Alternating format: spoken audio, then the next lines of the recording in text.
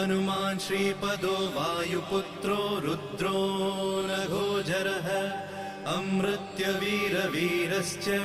ग्रामवासो जनाश्रयः धनदो निर्गुणः शूरो वीरो निधिपतिर्मुनिः पिङ्गाक्षो वरदो वाग्मी सीताशोकविनाशकः शिवः शर्वत्परो व्यक्तो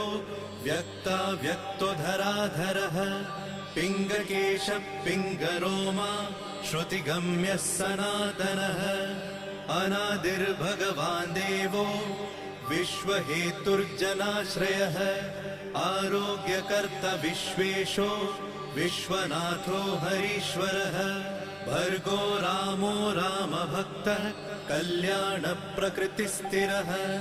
विश्वम्भरो विश्वमूर्तिर्